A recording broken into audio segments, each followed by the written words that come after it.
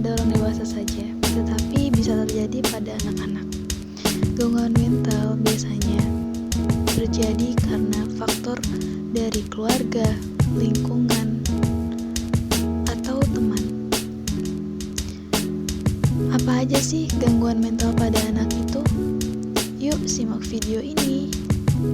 Yang pertama yaitu gangguan kecemasan. Tandanya tidak bisa diam dan tenang, selalu merasa gelisah, merasa panik, dan ketakutan. Yang kedua yaitu autisme. Tandanya sulit berkomunikasi, sulit berinteraksi atau bersosial, dan berperilaku preventif. Ketiga yaitu disleksia. Tandanya terlambat berbicara, terlambat belajar kata-kata, dan terlambat membaca. Yang keempat yaitu mental retardation. Tandanya kesulitan berpikir dan kesulitan memahami. Yang kelima yaitu psikopat. Tandanya sering bertindak impulsif, sering berbohong, sering menjadi orang yang berbeda, dan sulit menunjukkan empati. Gangguan ini memiliki sifat neurobehavioral, di mana anak akan terasa sulit diatur dan terkesan tidak peduli akan nasihat orang sekitar. Selain itu, mereka juga tampak sulit fokus pada satu hal. Mereka akan menyelesaikan suatu target yang ditunjukkan atau diharapkan dengan sulit.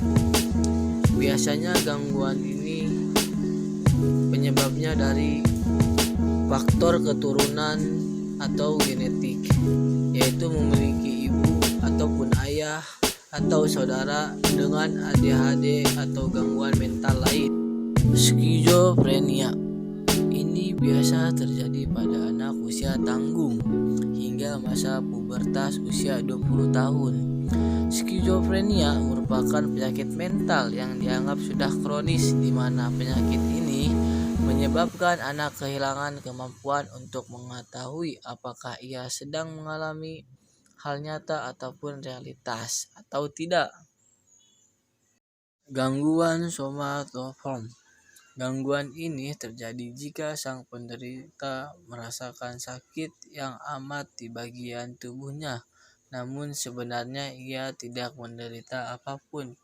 Bahkan jika diperiksa ke dokter ataupun pengobatan lainnya, si pengidap justru sehat-sehat saja. Hal ini terjadi karena ilusi yang diciptakan oleh mereka sendiri pada mereka yang tidak mengalami gangguan medis. Biasanya faktor penyebab somatoform adalah: yang pertama, faktor genetik. Yang kedua, riwayat keluarga yang sering mengalami penyakit. Yang ketiga adalah kecenderungan berpikir negatif. Yang keempat adalah lebih mudah merasakan nyeri secara fisik ataupun merasa terganggu secara emosi karena nyeri. Yang kelima, penyalahgunaan nafsa. Yang terakhir adalah pernah menjadi korban kekerasan fisik ataupun pelecehan seksual. Gangguan bipolar. Gangguan bipolar ini terjadi jika adanya perubahan mood yang berlangsung drastis tanpa ada alasan yang sangat kuat. Anak bisa menjadi terlalu gembira akan suatu hal, namun bisa menjadi terlalu sedih hingga depresi dan ingin bunuh diri tanpa alasan yang pasti. Tanda ini membahayakan, terutama bagi mereka yang tidak tahu bagaimana pengendalian yang tepat. Untuk menghindari adanya perubahan mood ekstrim ini, mereka yang menderita gangguan bipolar biasanya diredakan dengan terapis dan berbagai metode lainnya. Biasanya, faktor yang diduga yang meningkatkan resiko seorang terkena gangguan bipolar yakni mengalami stres berat, kejadian traumatik, kecanduan akan minuman alkohol, ataupun obat-obatan terlarang, memiliki riwayat keluarga terdekat, saudara kandung atau orang tua yang mengidap gangguan bipolar.